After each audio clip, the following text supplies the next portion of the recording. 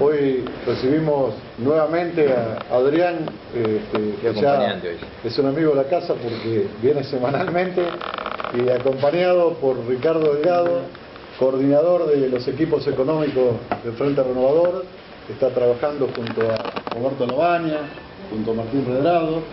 Así que, su visita realmente nos llena de orgullo porque es importante conocer a nuestros referentes de cerca y darles, por supuesto, a ustedes la posibilidad para que evacúen todas las preguntas que quieran hacer. Yo no me quiero extender, estamos, esperando, como les digo, conocer sus posiciones. Ya el Frente Renovador ha hecho pública una serie de propuestas económicas en las legislaturas, a todo nivel, y por eso nos parece muy importante la visita, y reitero, está para que ustedes le hagan todas las preguntas que consideren necesarias. Desde algunos sectores están hablando y relacionan al masismo con el neoliberalismo. ¿Qué opinión le merece estas opiniones que están surgiendo ahora? Bueno, creo que forma parte de las clásicas chicanas de campaña. Nosotros tenemos una mirada económica muy alejada del neoliberalismo, creemos en la presencia del Estado como orientador, regulador de la economía.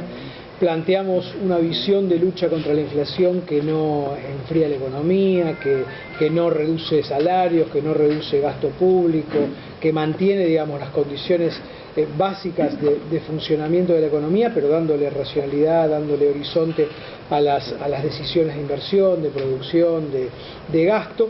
Y me parece que, como te decía, forma parte de estas chicanas clásicas de un gobierno que se está dando cuenta que va a perder las elecciones, y de manera muy contundente, el 26 de octubre. Uno de los temas preocupantes es el tema de la inflación. El otro día estaba y hablaba Adrián Pérez el tema de la importancia de un buen diagnóstico, de blanquear la inflación. Bueno, pero ¿cuáles serían las medidas concretas, una vez teniendo esto, cuáles serían las medidas concretas que se pueden tomar para parar la inflación? Bueno, a ver, la inflación tiene múltiples causas, no es solamente un fenómeno monetario, un fenómeno fiscal, aunque por supuesto lo monetario y lo fiscal explican parte de la inflación. Hay un componente fuerte de expectativas que tienen que ver con el hecho de que por 7 años consecutivos la Argentina no ha logrado domar este problema, y digamos, los agentes económicos, todos los que toman decisiones de precios todos los días, piensan que la inflación hoy va a ser más o menos parecida a la de ayer, y en consecuencia tratan de fijar ese tipo de aumentos o de esas reglas en los aumentos que aplican. Hay una cuestión vinculada con la falta de inversión. La Argentina en los últimos años no ha generado condiciones, en particular en los 2 últimos años, para que la inversión se desarrolle. En fin, hay una cantidad de causas que tienen que ser atacadas básicamente con un programa integral. No podemos hacer como hace el gobierno, de primero negarlo y después atacar algunos productos de la canasta básica de consumo, porque eso dura básicamente unos meses, como estamos viendo. De vuelta, la inflación en la Argentina se ha instalado en el 25% anual, y creemos que en una economía que se está desacelerando va a ser un problema cada vez mayor, y por eso apelamos y hemos presentado proyectos puntuales, específicos de ley en el Congreso, para que el gobierno, así como nos escuchó con el tema del impuesto a las ganancias sobre el salario, nos empiece a escuchar en uno de los temas centrales que hacen en la economía, que es la inflación. Ricardo, ANSES, uno realmente no sabe muy bien a quién creerle, porque lee un diario y dice una cosa, lee otro diario y dice otra cosa, mira un canal, y el tema del ANSES, ¿se puede decir que se está usando la plata de los jubilados con seriedad? ¿Se puede decir que se están comprando computadoras con seriedad? Que el dinero del ANSES se está comprando. A ver, me parece que hay que separar dos temas. Uno es el ANSES, los ingresos y los egresos que tiene el ANSES, y después es el uso del Fondo de Garantía de Sustentabilidad, que es como la cartera de inversión que tiene el ANSES, que deriva de la estatización de las FJP, era el dinero que los que aportaban a las FJP confiaban en las administradoras, y que hoy está rindiendo menos que la inflación, y que en este año, además, particularmente, llama mucho la atención que en estos últimos meses se han valorizado fuerte las acciones, los títulos públicos, en fin, todos los activos que forman parte de esa cartera, y eso no se refleja en los últimos datos disponibles del ANSES. Me parece que, y del fondo. Me parece que lo que hay que hacer con la ANSES es transparentarla. Me parece que es necesario trabajar en una idea de darle mayor apertura y transparencia a las cuentas y a la manera en que gasta los fondos la ANSES, porque finalmente estamos hablando, en el fondo estamos hablando de 300.000 millones de pesos que son de los futuros jubilados, que son aportados por los que hoy trabajan en blanco, y me parece que es central pensar que en un esquema, digamos, en donde la economía y las decisiones económicas tienen que ser más transparentes, la ANSES tiene que formar parte central de esa lógica. Ricardo, y con respecto al tema de la balanza comercial, tanto se habla del tema de las importaciones, exportaciones, el país tiene que exportar más, importar menos para que la economía se active. ¿Cuál es su punto de vista? Bueno, claramente hoy la única fuente de dólares que tiene la Argentina es la balanza comercial, la diferencia entre exportaciones e importaciones. Pero ¿qué está pasando? En estos 2 últimos años el gobierno está trabando las importaciones para generar ese saldo comercial del orden de 10.000 o un poco menos de millones de dólares por año, pero básicamente lo hace trabando importaciones. Y esa es la peor manera, generar dólares imposibilitándole al sector productivo, que es básicamente el que hace las importaciones de partes, de piezas, de bienes intermedios, para poder producir localmente, es pegarse un tiro en el pie. Definitivamente eso lo que hace es trabar el crecimiento económico. Creemos que el gobierno hacia adelante va a profundizar esas trabas, por desgracia, porque vemos que además las cuentas en dólares que tiene que afrontar el gobierno en los próximos años son cada vez mayores. Y te agrego más, el gobierno le está causando la propia mentira del INDEC, no solamente con la inflación, sino básicamente ahora con el crecimiento económico, va a hacer que el año que viene la Argentina tenga que pagar unos 3.500 millones de dólares que van a salir de las reservas, y que en un INDEC normalizado, en un INDEC que mide bien, entre otras cosas, el crecimiento económico, eso no pasaría. Me parece que ahí hay además una cuestión legal potencial que va a haber que analizar con mucha seriedad, porque estamos perdiendo el 15% de las reservas el año próximo. Se habla mucho del cepo cambiario.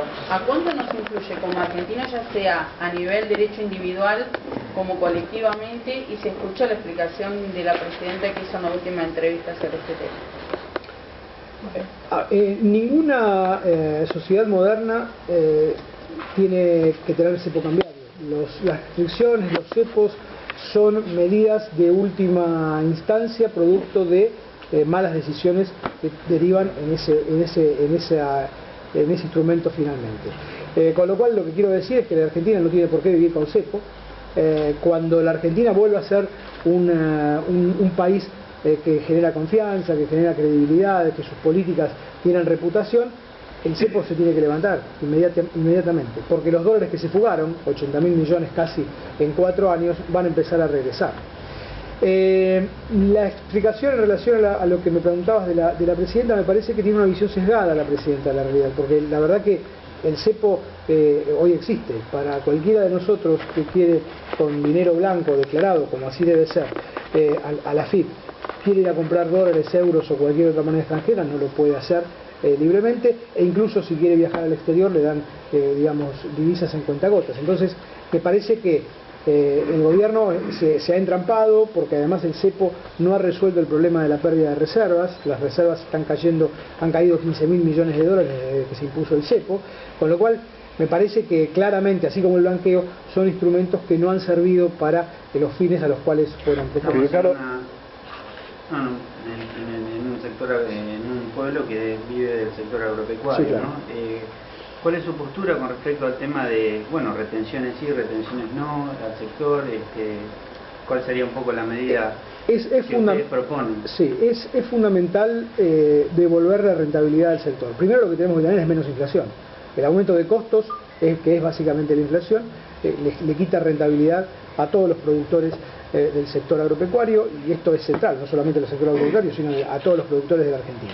Primera cuestión. Después hay que empezar a revisar las cuestiones vinculadas, por ejemplo, a las retenciones. Nosotros hemos planteado, Sergio Massa ya planteó, la necesidad de eliminar las retenciones al trigo, de eliminar el ROE para las exportaciones de carne, manteniendo por supuesto la responsabilidad y la obligación, de declaración fiscal de ese tipo de operaciones.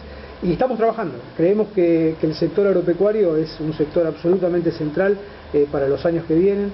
Es fundamental que que entendamos los argentinos que necesitamos un sector agropecuario que esté cada vez más articulado con lo productivo, que agregue valor, que genere en los pueblos, en las ciudades del interior, en este caso de la provincia de Buenos Aires, la oportunidad para que la gente no migre, para que los chicos, los más jóvenes no migren a otras grandes ciudades y puedan mantener su cultura y su raigambre en los pueblos de origen. Ricardo, ustedes observan, quizá con bastante tranquilidad, tienen con qué el 27 de octubre, pero a partir del 28 de octubre comienza una carrera hacia el 2015, donde no va a ser lo legislativo sino lo ejecutivo lo que va a estar en juego. En ese sentido, si ustedes plantean esta situación como muy grave, menos grave, pero ¿cómo se sale o qué plantean ustedes para salir de esta...? El 28 se inicia un periodo crítico de transición política y económica en la Argentina. Estamos convencidos que es un periodo que si el gobierno quiere lo puede transitar de una manera ordenada, de una manera adecuada, evitando condiciones que nos vuelvan a situaciones trágicas de la Argentina, como fue el 2001 o finales de los 80. Hay instrumentos, la Argentina no tiene, insisto, razones estructurales para tener una crisis, tenemos baja deuda, tenemos precios internacionales que siguen siendo favorables, tenemos una economía que va a ser una economía muy superior en términos de volumen de la que fue a finales de la convertibilidad. En fin, hay todas las condiciones objetivas están. Lo que tenemos que hacer es que el gobierno empiece a tomar las medidas que permitan esa transición lo más ordenada posible. En eso vamos a trabajar.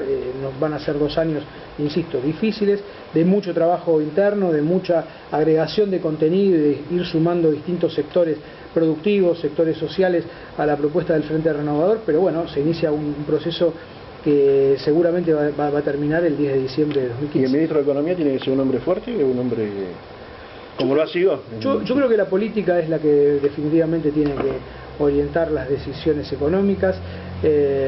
Cuando tuvimos ministros muy fuertes, en general, digamos, la economía se subordinaba a la política y me parece que la construcción social se hace al revés. Sí creo que tenemos que tener personas que tengan visión y un líder que conduzca en una lógica común. Me parece que es lo que se ha perdido en estos últimos años.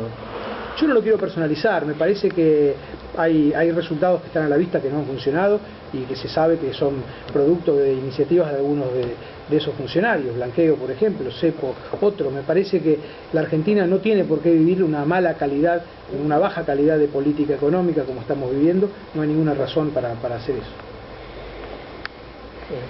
¿Listo? Muchísimas gracias. Muchas gracias.